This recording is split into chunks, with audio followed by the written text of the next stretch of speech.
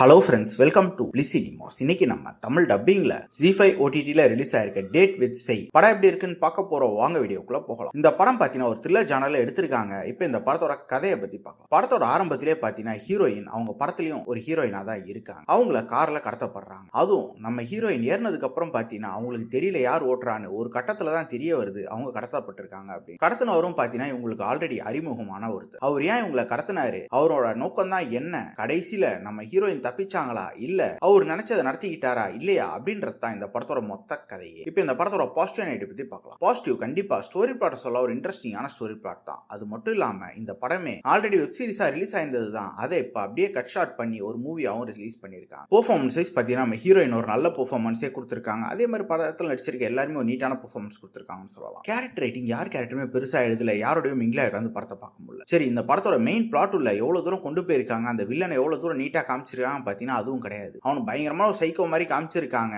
ஆனா அதுக்கு ஒரு ஜஸ்டிபிகேஷன் பண்ற மாதிரி எந்த இடமுமே இல்ல. அதே மாதிரி அவன் ஒரு ரியலிஸ்டிக் சினிமா எடுக்கணும்னு பாக்குறான். அதுக்காக தான் அவங்களை கடத்தவும் செஞ்சிருக்கான். அதுக்கு உண்டான போர்ஷன்லாம் நீட்டா இருந்ததா அப்படின்னா அதுவும் மிகப்பெரிய கேள்விக்குறி. டெக்னிக்கலி படம் நல்லாவே இருந்ததுன்னு சொல்லலாம். சினிமோட்டோகிராஃபி, சவுண்ட் எஃபெக்ட்ஸ், பிஜிஎம் எல்லாமே நல்லாவே பண்ணி கொடுத்திருந்தான். ஸ்கிரீன் பிளேஸ் பாத்தீங்கன்னா பயங்கர சுவாரஸ்யமே இல்லாத ஒரு ஸ்கிரீன் பிளே தான் எழுதி எடுத்திருக்காங்க. படம் பயங்கரமா ப்ரெடிக்டபிளாவும் லேகிங்காகவும் மொத்தத்துல பாத்தீங்கன்னா இது ஒரு பிளேவரேஜான படம் தான். வேணும்னா ட்ரை பண்ணி பாருங்க. இன்னொரு வீடியோல சந்திக்கலாம்.